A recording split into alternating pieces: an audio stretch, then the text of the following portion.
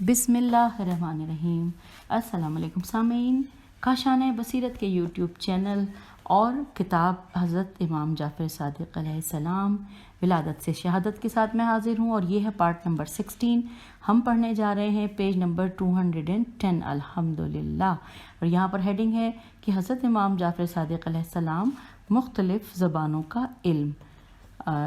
آئیے مل کر جانتے ہیں، اور یہ میں اکثر پڑھا کرتی تھی مختلف کتابوں میں، تھوڑا تھوڑا پڑھا ہے لیکن تفصیل سے جاننے کا بہت شوق تھا، تو آج میرا یہ شوق بھی پورا ہو رہا ہے۔ امید ہے آپ کا بھی شوق ہوگا۔ آئیے مل کر اس شوق کو پورا کرتے ہیں کہ کتاب میں لکھا ہے معزز قارئین، یہ بات ہر قسم کے شک و شبے سے بالا تر ہے کہ امام خداوند عالم کی تمام مخلوقات پر اس کی حجت ہوتا ہے۔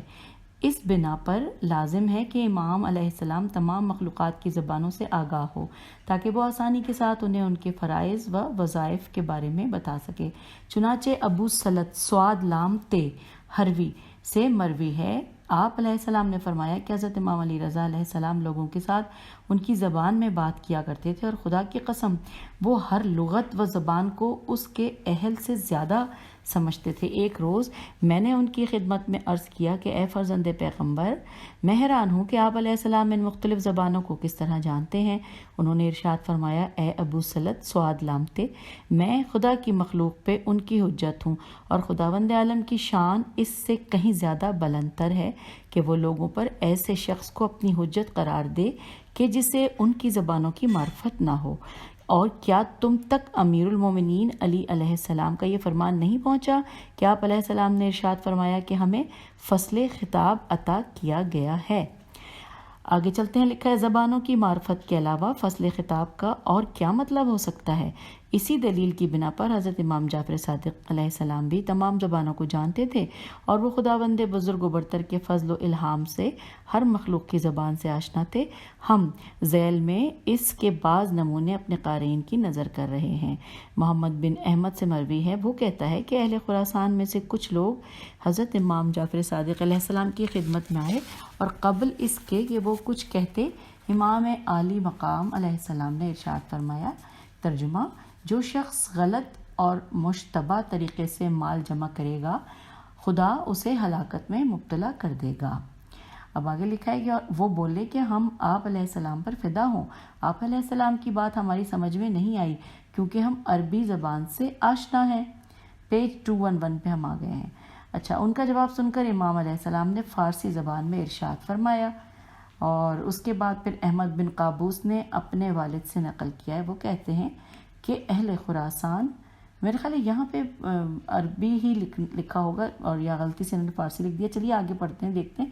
لکھا ہے کہ اہل خراسان میں سے کچھ لوگ حضرت امام جعفر صادق علیہ السلام کی خدمت میں حاضر ہوئے، تو امام علیہ السلام نے ارشاد فرمایا کہ ترجمہ: جس شخص نے مال جمع کر کے اس کی حفاظت کی تو خداوند عالم اسے اس مال کی مقدار کے برابر عذاب دے گا۔ پھر نیچے لکھا ہے، یہ سن کر انہوں نے آپ علیہ السلام سے فارسی زبان میں عرض کیا کہ ہم عربی زبان نہیں جانتے۔ اچھا اوکے، وہ بھی تو شروع میں بھی تو سامعین یہی کہا تھا انہوں نے کہ ہم عربی زبان نہیں سے آشنا نہیں ہیں۔ او یس، تو انہوں نے فارسی میں کہا تھا، بالکل ٹھیک ہے۔ اچھا، اب یہاں پہ بھی ایسا ہی ہوا کہ اب تو امام علیہ السلام نے انہیں فارسی میں سمجھا دیا۔ جو شخص بھی درہم و دینار کی ذخیرہ اندوزی کرے اس کی سزا دوزخ ہے۔ اس کے بعد امام علیہ السلام نے ارشاد فرمایا کہ خدا کے 2 شہر ہیں، ایک مشرق میں ہے اور ایک مغرب میں ہے۔ ہر شہر کا احاطہ لوہے کا ہے، اور اس کے 10 لاکھ دروازے ہیں، اور ہر دروازے کے دو حصے ہیں۔ ان دونوں میں سے ہر ایک شہر میں 70,000 انسان ہیں، اور ان کی زبانیں مختلف ہیں، لیکن میں ان سب کی زبانیں جانتا ہوں، اور جو کچھ ان دونوں شہروں میں اور ان کے درمیان ہے اس پر میرے مجھ سے پہلے میرے آبائے کرام علیہ السلام اور میرے بعد میرے بیٹوں کے علاوہ کوئی بھی حجت خدا نہیں ہے۔ انورٹڈ کاما یہاں پہ کلوز ہو گیا، ہم پیج 212 پہ آ گئے۔ اب لکھا ہے کہ عبد الحمید الجرجانی سے مروی ہے، وہ کہتے ہیں کہ جنگل میں سے ایک لڑکا میرے پاس ایک انڈا لے کر آیا۔ میں نے اسے دیکھا تو اس کی دونوں طرفیں مختلف تھیں، اچھا، اب یہاں پہ تھوڑا سا حاشی میں بھی پڑھنے کو کہا ہے، آئیے ساتھ ساتھ پڑھ لیتے ہیں۔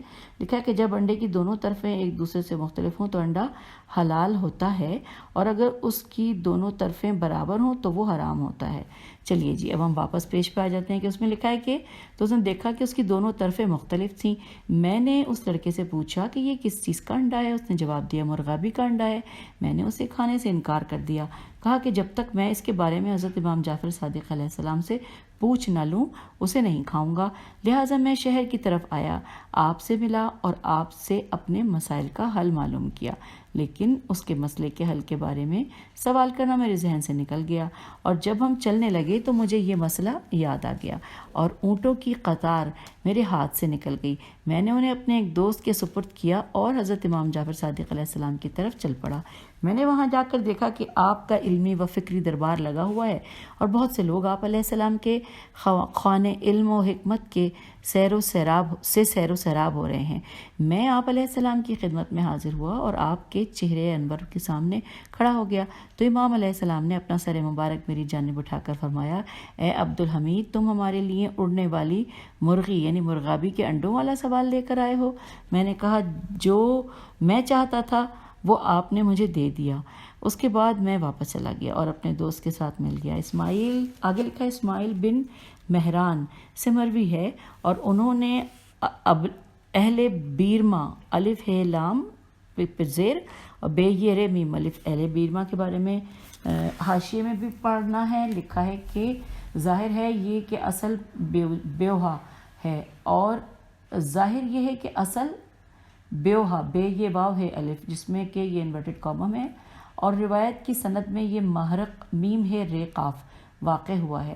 ایک قول یہ ہے کہ یہ مدینے میں ابو طلحہ کی زمین کا نام ہے، اور ایک دوسرے قول کے مطابق یہ مسجد نبوی کے قریب ایک جگہ کا نام ہے۔ تو یہ ہم نے پڑھ لیا۔ اب آئیے ہم دوبارہ پڑھتے ہیں کہ اسماعیل بن مہران سے مروی ہے کہ انہوں نے اہل بیرما، جس کے بارے میں ہم نے پڑھ لیا، میں سے ایک شخص سے نقل کیا ہے۔ اب ہم آگے پیج 213 پہ نقل کیا ہے۔ وہ کہتا ہے کہ میں حضرت امام جعفر صادق علیہ السلام کی خدمت میں حاضر تھا۔ آپ علیہ السلام کے پاس سے فارغ ہو جانے کے بعد میں نے آپ علیہ السلام کو الوداع کہا اور نکل آیا، یہاں تک کہ میں الاواس الف لام الف عین واو الف صاد یعنی کہ جو کہ مدینے کے قریب ایک مقام ہے وہاں پر پہنچ گیا۔ جب میں یہاں پہنچا تو مجھے آپ علیہ السلام کے ساتھ ایک کام یاد آ گیا، لہٰذا میں واپس چلا گیا۔ جب میں آپ کی خدمت میں پہنچا تو گھر لوگوں سے بھرا ہوا تھا، اور میں آپ علیہ السلام سے مرغابی کے انڈوں کے بارے میں سوال کرنا چاہتا تھا، تو امام علیہ السلام نے مجھ سے فرمایا کہ یہ کھایا کرو۔ اب آگے چلتے ہیں۔ لکھا ہے ابن فرقد فیر قاف دال کہتے ہیں، میں حضرت امام جعفر صادق علیہ السلام کے پاس موجود تھا۔ ایک اجمی شخص ایک نوشہ نون واو شین ہے نوشہ لے کر امام علیہ السلام کی خدمت میں حاضر ہوا۔ وہ ہذیان بکنے لگا یعنی بے معنی باتیں کرنے لگا۔ اس کی کوئی بھی بات میری سمجھ میں نہیں آتی تھی، حتیٰ کہ میں نے سوچا کہ اس کی باتوں سے امام علیہ السلام تنگ آ جائیں گے، مگر امام علیہ السلام نے اسے فرمایا کہ تم عربی کے علاوہ جو بھی زبان اچھی بول سکتے ہو اس میں بات کرو، میں سمجھ جاؤں گا، کیونکہ تمہیں صحیح عربی نہیں آتی۔ امام علیہ السلام کا فرمان سن کر اس شخص نے امام علیہ السلام کے ساتھ ترکی زبان میں گفتگو کرنا شروع کی۔ امام علیہ السلام نے اسے اس کی زبان میں جواب دیا اور وہ حیران ہو کر واپس چلا گیا۔ عمار بن موسیٰ الصاباتی سے مروی ہے، وہ کہتے ہیں کہ حضرت امام جعفر صادق علیہ السلام نے مجھ سے فرمایا، عربی تھی جس کا میں ترجمہ پڑھ رہی ہوں، کہ عمار کہتا ہے کہ یہ سن کر میں نے امام علیہ السلام کی خدمت میں عرض کیا کہ آپ علیہ السلام تو نبتی نون بے توئے چھوٹی ہے زبان کو اہل زبان سے زیادہ بہتر طریقے سے جانتے ہیں۔ اچھا جی، آئیے اب ہم آگے پڑھتے ہیں۔ لکھا ہے کہ لکھا امام علیہ السلام نے ارشاد فرمایا کہ اے عمار، میں ہر زبان کو اس کے اہل سے زیادہ بہتر طریقے سے جانتا ہوں۔ سبحان اللہ۔ آگے پڑھتے لکھا ہے احمد بن محمد ابی نصر سے مروی ہے، وہ کہتے ہیں کہ جسر بابل کے رہنے والوں میں سے ایک شخص نے مجھ سے بیان کیا ہے، وہ کہتا ہے کہ ہمارے علاقے میں ایک شخص مجھے رافضی رے الف فے زواد چھوٹی ہے، یہ لفظ جو ہے یہ انورٹڈ کاما میں لکھا ہے کہ رافضی کہہ کر اذیت دیتا تھا، وہ سب و شتم کرتا تھا اور مجھے گاؤں کا بندر کہا کرتا تھا۔ وہ کہتا ہے کہ میں ایک سنتی حج ادا کرنے کے لیے مکہ مکرمہ گیا۔ وہاں جب میں حضرت امام جعفر صادق علیہ السلام کی خدمت میں پہنچا تو آپ علیہ السلام نے مجھے بتایا کہ عربی ترجمہ ہے کہ یعنی وہ بندر واصل جہنم ہو گیا ہے۔ میں نے پوچھا قربان جاؤں کب اور کس وقت؟ امام علیہ السلام نے فرمایا بالکل ابھی۔ میں نے وہ دن اور وہ وقت نوٹ کر لیا، اور جب میں کوفہ آیا تو میری ملاقات میرے بھائی سے ہوئی۔ میں نے اس سے زندہ رہنے والوں اور مرنے والوں کی بابت دریافت کیا تو وہ بولا کہ اس نے نبطی زبان میں مجھے بتایا کہ وہ ہمارے علاقے کا بندر واصل جہنم ہو گیا ہے۔ میں نے اس سے اس کے مرنے کے وقت کے بارے میں پوچھا تو اس نے مجھے بتایا کہ فلاں دن اور فلاں وقت۔ اس نے جو وقت مجھے بتایا تو وہ بین ہی وہی وقت تھا کہ جب امام جعفر صادق علیہ السلام نے مجھے اس کے بارے میں خبر دی تھی۔ تو قارئین کرام، یہاں اس موضوع کی اخبار کثیر تعداد میں موجود ہیں کہ جنہیں ہم نے موسوعہ امام صادق علیہ السلام میں درج کیا ہے۔ اچھا جی سامعین، یہ پیج 214 ہم نے مکمل کر لیا۔ اب اگلی ہیڈنگ یعنی جو کہ 215 پیج پر ہے وہ پڑھنے جا رہے ہیں، اور بہت انٹرسٹنگ ہے، بتاؤں سنیں گے آپ لوگ۔ یہ ہے حضرت امام جعفر صادق علیہ السلام اور خوابوں کی تعبیر کا علم۔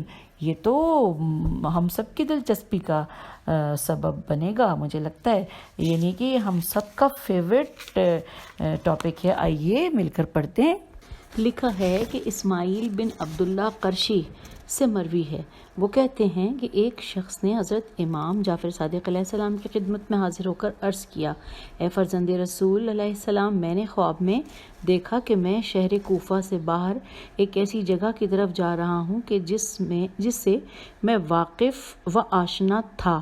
مجھے ایک سایہ دکھائی دیا کہ جو لکڑی سے بنے ہوئے گھوڑے پر لکڑی سے تراشے ہوئے شخص کا تھا، اور وہ اپنی تلوار فضا میں لہرا رہا تھا، اور یہ منظر دیکھ کر میں شدید قسم کا خوف محسوس کر رہا تھا۔ امام علیہ السلام نے اس شخص کا خوف سن کر فرمایا کہ تم ایک شخص کو اس کی روزی میں دھوکہ دینے کا ارادہ رکھتے ہو، لہٰذا تم اس خدا سے ڈرو کہ جس نے تمہیں پیدا کیا اور ایک دن تجھے موت دے گا۔ یہ سن کر وہ شخص کہنے لگا، میں گواہی دیتا ہوں کہ آپ علیہ السلام کو بہت زیادہ علم دیا گیا ہے، اور آپ نے اسے اس کے معادن سے حاصل کیا ہے۔ اے فرزند پیغمبر علیہ السلام، آپ علیہ السلام نے میرے خواب کی جو تعبیر بیان فرمائی ہے، میں اس کے بارے میں آپ کو بتاتا ہوں کہ اس کا قصہ یہ ہے کہ میرا ایک ہمسایہ میرے پاس اپنا مال و اسباب لے کر آیا۔ جب میں نے دیکھا کہ میرے علاوہ اس کا کوئی خریدار نہیں تو میں نے ارادہ کیا کہ میں بہت ہی کم قیمت پر اس سے یہ مال لے لوں گا۔ امام علیہ السلام نے پوچھا، کیا وہ تیرا ہمسایہ ہمارے ساتھ محبت ولا رکھتا تھا اور ہمارے دشمنوں سے بیزاری کا اظہار کیا کرتا تھا؟ اس نے جواب دیا، جی فرزند پیغمبر، وہ ایسا ہی تھا، اور بالفرض وہ ناصبی ہوتا تو کیا اسے دھوکہ دینا میرے لیے جائز تھا؟ پیج 216۔ امام علیہ السلام نے فرمایا کہ جو تمہیں امین بنائے اور تم سے خیر خواہی کا طالب ہو تو اسے اس کی امانت واپس کر دیا کرو، خواہ وہ حضرت امام حسین علیہ السلام کا قاتل ہی کیوں نہ ہو۔ واضح رہے کہ یہاں اور بھی بہت سی احادیث وارد ہوئی ہیں کہ جن میں حضرت امام جعفر صادق علیہ السلام سے خوابوں کی تعبیر نقل کی گئی ہے۔ اس حدیث کو ہم نے یہاں صرف نمونے کے طور پر درج کیا ہے تاکہ ہمارے قارئین پر واضح ہو جائے کہ امام عالی مقام علیہ السلام کا علم صرف فقہ و تفسیر وغیرہ میں ہی محدود نہ تھا، بلکہ آپ علیہ السلام تمام شعبہ زندگی میں کامل دسترس رکھتے تھے۔ اب اگلی ہیڈنگ ہے حضرت امام جعفر صادق علیہ السلام کے سامنے اعمال کا پیش کیا جانا۔ یہ پڑھتے ہیں۔ لکھا ہے داؤد رقی، داؤد رے قاف چھوٹی سے مروی ہے، وہ کہتے ہیں کہ 146 ہجری میں نے حضرت امام جعفر صادق علیہ السلام کے ہمراہ حج کیا۔ جب ہم نے تہامہ تہامہ کی وادیوں میں سے ایک وادی میں پڑاؤ کیا تو امام علیہ السلام نے بلند آواز میں فرمایا کہ اے داؤد، جلدی یہاں سے کوچ کرو۔ داؤد کہتے ہیں کہ جب امام علیہ السلام کے حکم پر ہم وہاں سے نکل گئے تو پیچھے سے سیلاب آیا اور اس وادی کا سب کچھ بہا کر اپنے ساتھ لے گیا۔ پھر امام علیہ السلام نے مجھے خبر دی کہ 2 نمازوں کے درمیان تمہارے گھر پر حملہ کیا جائے گا اور تمہیں تمہارے گھر سے گرفتار کر لیا جائے گا۔ اس کے بعد امام علیہ السلام نے فرمایا کہ اے داؤد، جمعرات والے دن تمہارے یعنی تم مومنوں کے اعمال میرے سامنے پیش کیے گئے تو میں نے ان میں تیری اپنے چچا زاد بھائی کے ساتھ صلہ رحمی کو بھی پایا۔ داؤد کہتے ہیں میرا ایک چچا زاد بھائی تھا، وہ ناصبی تھا مگر کثیر العیال اور محتاج تھا۔ جب میں مکے کی جانب سفر کے لیے نکلا تو میں نے اپنے گھر والوں کو اس کے ساتھ صلہ رحمی کرنے کا حکم دیا تھا، اور حضرت امام جعفر صادق علیہ السلام نے مجھے اس کے بارے میں بتا دیا۔ ہم اپنے قارئین کو بتاتے ہیں کہ اگر اس حدیث پر تھوڑا سا غور و تدبر کیا جائے تو اس سے درج ذیل نکات سامنے آتے ہیں۔ یہ ہم آگے ہیں سامعین پیج نمبر 217 پر، آئیے آگے پڑھتے ہیں۔ اب جو نکات ہیں وہ نمبر وار ہیں۔ نمبر 1، حضرت امام جعفر صادق علیہ السلام مستقبل میں ہونے والے طبعی حوادث و واقعات کا پورا علم رکھتے تھے، جیسا کہ آپ اس حدیث میں ملاحظہ فرما چکے ہیں کہ امام علیہ السلام نے داؤد کو اس وادی سے فوراً نکلنے کا حکم صادر فرمایا، کیونکہ امام علیہ السلام جانتے تھے کہ جلدی پانی اس علاقے تک پہنچ جائے گا اور اس کا سب کچھ اپنے ساتھ بہا کر لے جائے گا اور اس کی تمام ذی روح کو ہلاک کر دے گا۔ آگے لکھا ہے کہ اور یہ بھی واضح ہے کہ امام علیہ السلام کا اس کے بارے میں خبر دینا علمی آلات، اندازے یا حدث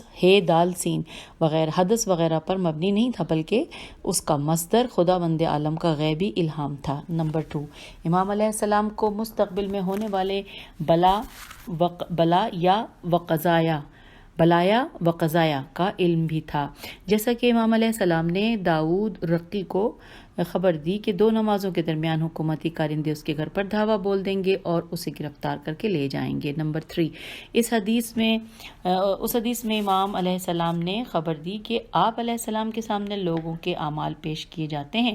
نیز آپ نے بتایا کہ داؤد رقی نے اپنے چچا زاد کے ساتھ جو صلہ کیا تھا وہ بھی آپ علیہ السلام کی خدمت میں پیش کیا گیا۔ مذہب اہل بیت علیہ السلام میں اعمال کا معصوم علیہ السلام کے سامنے پیش کیا جانا اس فرمان الہی کے جس ابھی عربی میں لکھا ہوا ہے کہ وَقُلْ عَمَلُوا فَسَيَرَى اللَّهُ عَمَلَكُمْ وَرَسُولُهُ وَالْمُؤْمِنِينَ کی بنا پر محکم عقائد میں سے ایک ہے۔ حضرت علامہ السید ہاشم البحرانی علیہ الرحمہ نے اس آیت کی ذیل میں 35 احادیث ذکر کی ہیں کہ جو اس حقیقت کو ثابت کرتی ہیں۔ نیز قبلہ موصوف نے وہاں اسی داؤد رقی والی روایت کو بھی تھوڑے بہت اختلاف کے ساتھ ذکر کیا ہے۔ علامہ مرحوم نے وہاں پر نقل کیا ہے کہ امام علیہ السلام نے ارشاد فرمایا کہ اے داؤد، جمعرات والے دن تمہارے اعمال مجھ پر پیش کیے گئے، میں نے ان میں تیری اپنے چچا زاد بھائی کے ساتھ صلہ رحمی کو بھی دیکھا اور اس سے مجھے بہت خوشی ہوئی، کیونکہ میں جانتا ہوں کہ تم اس کے ساتھ صلہ رحمی کرو گے تو اس کی زندگی جلدی ختم ہو جائے گی۔ اچھا لکھا ہے، داؤد کہتے ہیں کہ میرا ایک چچا زاد بھائی تھا اور وہ بڑا ہٹ دھرم، ناصبی اور خبیث قسم کا انسان تھا۔ مجھے اس کے اور اس کے گھر والوں کے برے حالات کی خبر ملی تو میں نے مکے سے نکلنے سے پہلے اسے دینے کے لیے کچھ مال لکھ دیا، اور جب میں مدینہ منورہ پہنچا تو حضرت امام جعفر صادق علیہ السلام نے مجھے اس کے بارے میں آگاہ فرمایا۔ اب اگلی چھوٹی سی سب ہیڈنگ ہے سیرت و سریرت۔ لکھا ہے سیرت یعنی سے مراد انسان کا طریقہ، حیت اور حالت ہوتی ہے، اور سریرت دلوں میں چھپی ہوئی باتوں، عقائد اور نیتوں وغیرہ کو کہا جاتا ہے۔ یہ بات ہر شک و شبے سے بالاتر ہے کہ کسی بھی انسان کی سیرت و سریرت اس کے علم و عقل، نفسیات و عادات اور فطرت و دین کی پہچان کا ایک بہترین ذریعہ ہوتی ہے، اور یہ اس کی تمام حرکات و سکنات اور اعمال و افعال بلکہ اس کی زندگی کے تمام پہلوؤں میں ظاہر ہوتی ہے، اور اسی کے ذریعے سے انسان اور اس کی روح و شخصیت کی معرفت حاصل ہوتی ہے۔ اسی لیے بعض لوگ ان چیزوں کو چھپانے اور ان حقائق پر پردہ ڈالنے کی کوشش کرتے ہیں، لیکن یہ خود بخود مکمل طور پر ظاہر ہو جاتے ہیں، جیسا کہ ایک شاعر نے کیا خوب کہا ہے۔ ترجمہ: میں یہاں اس مدلسین و ریاکاروں کے میم دال لام سین یہ نون و ریاکاروں کے بارے میں بات نہیں کرنا چاہتا کہ جو لوگوں کو دھوکہ و فریب دینے کی خاطر نیکی و درست روی کو ظاہر کرتے ہیں۔ Inverted comma close. اب آگے لکھا ہے کہ ان کے ظاہری اعمال ان کے بواطن یعنی باطن کی جمع بواطن اور ضمائر کے خلاف ہوتے ہیں، لیکن جلد ہی ان کی حقیقت آشکار ہو جاتی ہے اور ان کے اعمال ان کی رسوائی کا سبب بن جاتے ہیں۔ بلکہ یہاں ان لوگوں کے بارے میں بات کرنا چاہتا ہوں کہ جو واقعاً نفوس طیبہ، سرائر شریفہ، ضمائر طاہرہ اور پاکیزہ دلوں کے حامل تھے، اور ان میں سے بالخصوص حضرت امام جعفر صادق علیہ السلام کے بارے میں بیان کرنا چاہتا ہوں کہ جن کی سریرت پاکیزہ اور سیرت معطر تھی اور اس کی خوشبو پورے عالم میں پھیلی ہوئی تھی۔ یہ ایسے امام تھے کہ جن کے آگے بڑی بڑی شخصیات کے سر جھکے ہوئے تھے اور جن کے سامنے علماء زمان سراپا تواضع و انکسار تھے۔ یہ ایسے بلند و بالا پہاڑ کے مانند تھے کہ جن کے سامنے مختلف مذاہب و مشارت کی بڑی بڑی شخصیات چھوٹی اور کوتاہ نظر آتی تھیں۔ یہ وہ گہرا سمندر ہے کہ جس سے ہر زمانے اور ہر طبقے کے لاکھوں لوگ سیراب ہوتے ہیں۔ ہاں، یہ حضرت امام جعفر صادق علیہ السلام معلم بشریت ہیں کہ جنہوں نے ایمان و اخلاق اور تہذیب نفس کی تعلیم دے کر آئندہ آنے والی نسلوں کو جہالت کی گمراہی سے بچایا۔ سامعین، پیج 219 پہ ہم نے اس مین ٹاپک کو مکمل کر لیا۔ اب پیج 220 کے اوپر جو مین ٹاپک نظر آ رہا ہے وہ ہے حضرت امام جعفر صادق علیہ السلام کا دوسروں کے ساتھ بہترین اخلاق و حسن سلوک سے پیش آنا۔ آئیے جانتے ہیں، کیونکہ یہ چیزیں ہمارے لیے بہت اہمیت رکھتی ہیں، کیونکہ ہم نے بھی اپنے عمل اور کردار میں ان تمام تعلیمات کے اوپر اگر ہم چلنے لگیں تو یہ معاشرہ کتنا اچھا ہو جائے۔ یہ تو میں نے بیچ میں اپنی سوچ کا اظہار کیا تھا۔ آئیے ہم ریڈنگ کا آغاز کرتے ہیں۔ لکھا ہے، اخلاق حسنہ سے بڑھ کر اور کون سی ایسی چیز ہے کہ جس سے انسان کا خدا اور بندگان خدا کی نظر میں معیار بلند ہو؟ اخلاق حسنہ سے بڑھ کر اور کون سی چیز ہے کہ جو دلوں کو کھینچنے اور ان میں محبت کی جڑوں کو پھیلانے میں مؤثر ہو؟ اور کتنے ہی ایسے لوگ ہیں کہ جن میں تاحیات اس کے انمٹ آثار باقی رہ جاتے ہیں۔ ہاں، اس بات میں کوئی شک نہیں کہ انسان کی سب سے بڑی خوبی وہ اچھا اخلاق ہی ہوتا ہے کہ جس کا نمونہ مومن اپنی افرادی، ازدواجی، خاندانی اور معاشرتی زندگی میں پیش کرتا ہے، جیسا کہ یہ بات بھی بالکل حقیقت پر مبنی ہے کہ برے اخلاق اور صفات رذیلہ ان گندی اور مہلک بیماریوں میں سے شمار کیے جاتے ہیں کہ جو انسان اور اس کے خاندان بلکہ پورے انسانی معاشرے پر اپنے برے اثرات چھوڑتی ہیں، اور ان کے سبب انسان اسفل السافلین اور حیوانات کے مقام پر آ جاتا ہے، کہ جن میں محبت و شفقت اور رحمت و فضیلت نام کی کوئی چیز نہیں ہوتی۔ اگلا پیراگراف ہے کہ اور اس کے علاوہ عمومی صورت میں اچھا اخلاق قیادت دینیہ کے مقومات میں سے شمار کیا جاتا ہے، خواہ اس کا تعلق انبیاء علیہ السلام سے ہو یا ائمہ طاہرین علیہ السلام سے، اور خواہ اس کا تعلق علماء فقہا سے ہو یا معاشرے کے کسی اور ذمہ دار فرد سے۔ اگر اخلاق حسنہ کی کوئی اہمیت نہ ہوتی اور اس کا لحاظ رکھنا ان مقامات پر لازم نہ ہوتا تو خداوند عالم اپنے نبی صلی اللہ علیہ وآلہ وسلم کو مخاطب کر کے یہ نہ فرماتا۔ ہم آگئے ہیں پیج 221 پہ، کہ نہ فرماتا کہ انک لعلی خلق عظیم، اے نبی صلی اللہ علیہ وآلہ وسلم، بے شک آپ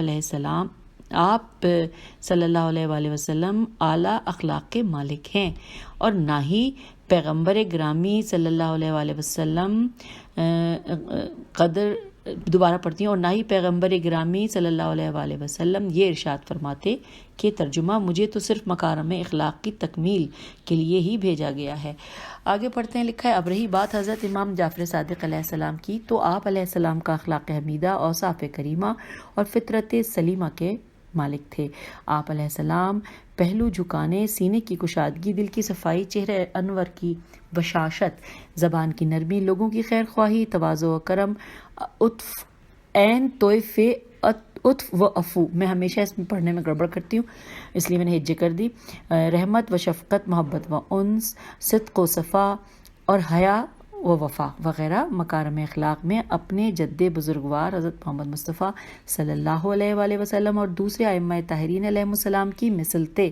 آپ کا جود و کرم ہر اچھے اور برے بلکہ حیوانات کو بھی شامل تھا، اور یہ آپ علیہ السلام کے وہ امتیازی خصائص تھے کہ جن کی شہادت آپ علیہ السلام کے دشمنوں نے بھی دی۔ چنانچہ آپ کی پاکیزہ زندگانی میں تکبر و جبروت اور انانیت و حب ذات کا کوئی اشارہ تک نہ ملتا، حالانکہ یہ چیزیں عموماً تمام بڑی بڑی شخصیات کی زندگانی کا حصہ ہوا کرتی ہیں۔ آپ علیہ السلام اپنے خواص اصحاب کے ساتھ خود کو ان میں سے ایک ظاہر کرتے اور کسی بھی طرح کے امتیاز و رفت کو پسند نہ کرتے۔ آپ علیہ السلام ان کے ساتھ ہنسی مذاق کرتے، ان کے مریضوں کی مزاج پرسی فرماتے، ان کے جنازوں میں شریک ہوتے، ان کے مصیبت زدوں کی احوال پرسی کرتے اور اپنی مبارک زبان سے ان کے صدموں کو کم کرنے کے لیے تسلیاں دیتے۔ آپ علیہ السلام قیدیوں اور مریضوں کے حق میں دعا فرماتے یا انہیں ان کی حاجات کی برابری، پریشانیوں کی دوری، رزق کی وسعت اور خوف و خطر سے امان پانے کے لیے اہم دعائیں تعلیم فرماتے تھے۔ لیکن اس سب کے باوجود آپ علیہ السلام بھی دوبارہ پڑھتی ہوں، لیکن اس سب کے باوجود بھی آپ علیہ السلام کی شخصیت اذیتوں سے محفوظ نہ رہی۔ امام علیہ السلام کے ساتھ دور و نزدیک سے حسد کیا گیا، لیکن آپ علیہ السلام نے ہر ایک کو برائی کا جواب بھلائی سے دیا اور تکالیف و مصائب اٹھانے کے بعد انہیں اپنی زندگی کا ایک حصہ قرار دیا۔ آپ علیہ السلام کے اخلاق حسنہ اور اوصاف حمیدہ کا جلوہ عمومی طور پر آپ علیہ السلام کے آداب اور ہم آ گئے پیج 222 پہ لوگوں کے ساتھ معاشرت میں، جبکہ خصوصی طور پہ اس کا عکس آپ علیہ السلام کے اپنے اصحاب و اقارب اور مہمانوں کے ساتھ نیز آپ علیہ السلام کے اقوال و افعال، بلکہ جملہ حرکات و سکنات، سفر و قیام، غضب و رضا، فقراء و امراء کے ساتھ تعامل، احکام کی تعلیم، افراد کی تربیت وغیرہ میں دکھائی دیتا تھا، جبکہ عین اسی صورت میں آپ منحرف عقائد رکھنے والوں کے مقابل فولاد سے بھی زیادہ سخت تھے۔ انہیں حکمت، موعظہ حسنہ اور جدل احسن کے ساتھ اپنے رب کے راستے کی دعوت دیتے تھے جی، اور ان کے ساتھ بحث و گفتگو میں ان کے معیار فہم کا بھی لحاظ رکھتے تھے۔ ہر فن میں قوی دلیل کے ساتھ حجت قائم کرتے تھے اور ہر باطل کو مضبوط دلیل کے ساتھ بے اثر ثابت کرتے تھے۔ یوں آپ کے سامنے ہر باطل دعویٰ بیکار ثابت ہوتا تھا اور آپ علیہ السلام بلا کسی تکلف کے اباطیل الف بے الف تو یہ لام کا قلقمہ کر دیتے تھے۔ اب اگلا پیراگراف ہے کہ ایسا معلوم ہوتا تھا کہ آپ ہلاک کر دینے والے عمدہ قسم کے اسلحے سے مسلح ہیں اور آپ کو کلام میں مغالطہ و تحریج اور بحث و مناظرے میں شیطانی اسالیب کو استعمال کرنے کی ضرورت نہ پیش آتی تھی، جیسا کہ عموماً مناظرے میں مناظر، مقابرہ وغیرہ شیطان چالوں سے مدد لیتا ہے اور اس کا اصل مقصد حق کو حاصل کرنا نہیں ہوتا بلکہ مقابل کو زیر کرنا ہوتا ہے، خواہ وہ کسی بھی طریقے سے ہو۔ اچھا، اب آگے لکھا ہے کہ اور آپ علیہ السلام کا اس طرح کا شیریں بیان حسن اخلاق پر مبنی کلام آپ کی امامت کے وقار اور آپ علیہ السلام کی ولایت کی ہیبت میں اضافہ کر دیتا تھا۔ خلاصہ یہ ہے کہ حضرت امام جعفر صادق علیہ السلام اپنی حیات کاملہ میں حسن اخلاق کا مرکز و محور تھے۔ اب ہم اپنے قارئین کی خدمت میں اس کے بعض نمونے پیش کرتے ہیں۔ سب سے پہلے ہیڈنگ لکھی ہے کہ حضرت امام جعفر صادق علیہ السلام اور فقراء کے ساتھ احسان کرنا۔ یہ پڑھتے ہیں، لکھا ہے اسحاق بن ابراہیم بن یعقوب سے مروی ہے، وہ کہتے ہیں کہ میں حضرت امام جعفر صادق علیہ السلام کی خدمت میں حاضر تھا اور وہاں ہمارے پاس مولا بن خینون یہ سین خنیس بھی موجود تھے۔ اتنے میں اہل خراسان میں سے ایک شخص امام علیہ السلام کی خدمت میں آیا اور اس نے عرض کیا کہ اے فرزند رسول علیہ السلام، میں آپ اہل بیت علیہ السلام کے حبداروں میں سے ہوں، میں آپ علیہ السلام سے دور ایک علاقے میں رہتا ہوں، پیج 223 رہتا ہوں، اب میرے پاس کچھ بھی نہیں اور میں آپ کی مالی اعانت کے بغیر اپنے گھر والوں میں واپس نہیں جا سکتا۔ وہ کہتا ہے کہ اس کی باتیں سن کر حضرت امام جعفر صادق علیہ السلام نے دائیں بائیں دیکھا اور فرمایا، تم لوگوں نے سنا تمہارا یہ بھائی کیا کہہ رہا ہے؟ نیکی ابتدا میں بن مانگے عطا کرنے سے ہوتی ہے اور جو چیز تم سوال کیے جانے کے بعد دیتے ہو وہ اس کی اپنی عزت تمہارے سامنے پیش کرتے ہوئے تم سے مانگنے کا صلہ ہوتا ہے۔ پھر فرمایا کہ اب یہ شخص پریشانی کے عالم میں اور امید و مایوسی کی حالت میں اپنی رات گزارے، اسے کچھ سمجھ میں نہیں آ رہا کہ وہ کس طرف جائے۔ یہ اپنی ضرورت لے کر تمہارے پاس آیا ہے، اس کا دل مضطرب ہے، اس کے شانے کانپ رہے ہیں اور اس کا خون اس کی آنکھوں میں اتر آیا ہے، اور اس کے باوجود بھی اسے کچھ خبر نہیں کہ اسے تمہاری طرف سے ٹھکرا دیے جانے کی سختی و کلف پر سہنا پڑے گی یا اسے تمہاری طرف سے بہترین کامیابی کی خوشی ملے گی، اور اگر تم نے اسے کچھ مال دے دیا تو یہ تمہارا اس کے ساتھ صلے کا برتاؤ ہوگا۔ اور رسول خدا صلی اللہ علیہ وآلہ وسلم نے فرمایا ہے کہ اس ذات کی قسم کہ جس نے دانے کو شگافتہ کر کے انگوری کو باہر نکالا اور مجھے حق کے ساتھ مبعوث فرمایا، جب وہ سائل تم سے اپنی مراد پالے گا تو خدا تمہیں اس سے زیادہ عطا کرے گا کہ جو کچھ اس نے تم سے لیا ہے۔ راوی کہتا ہے امام علیہ السلام کا فرمان سن کر انہوں نے 5000 درہم اکٹھے کر کے اس خراسانی شخص کے حوالے کر دیے۔ اگلے پیراگراف میں لکھا ہے کہ آپ علیہ السلام رات کی تاریکی میں بہت سی روٹیاں اٹھا کر ان مقامات کی طرف چلے جاتے تھے کہ جہاں وہ غریب و مسکین لوگ سوئے ہوئے ہوتے تھے، جن کا کوئی گھر ٹھکانہ یا رہائش نہ ہوتی تھی۔ وہ سوئے رہتے اور آپ علیہ السلام ان میں سے ہر ایک کے پاس 1 یا 2 روٹیاں رکھ دیتے، اور جب ان میں سے کوئی بیدار ہوتا تو اپنے سرہانے اپنی غذا اور جان بچانے کا سامان پاتا۔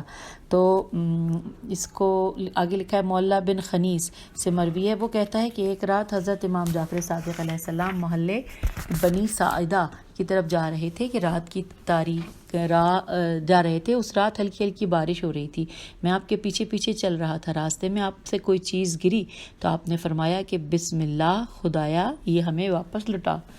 لکھا ہے معلّہ کہتے ہیں کہ میں جب امام علیہ السلام کے قریب گیا تو میں نے آپ پر سلام کیا اور آپ علیہ السلام نے فرمایا کہ تم معلّہ ہو؟ میں نے عرض کیا قربان جاؤں میں معلّہ ہوں۔ امام علیہ السلام نے مجھ سے فرمایا اپنے ہاتھ سے تلاش کرو۔ میں نے تلاش کیا تو مجھے کچھ نہ ملا۔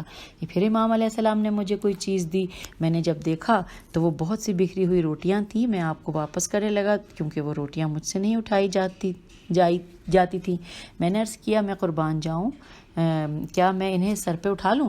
امام علیہ السلام نے فرمایا نہیں، میں یہ کام کرنے کا تجھ سے زیادہ سزاوار ہوں، بلکہ تم میرے ساتھ چلو۔ وہ کہتا ہے کہ تھوڑی دیر میں ہم محلہ بنی ساعدہ پہنچ گئے۔ ہم نے وہاں پر کچھ لوگوں کو سوتے ہوئے پایا۔ امام علیہ السلام نے ان میں سے ہر ایک کی چادر کے نیچے 1 یا 2 روٹیاں رکھنے لگے، حتیٰ کہ ان میں سے آخری شخص کو بھی اس کا حصہ دیا گیا۔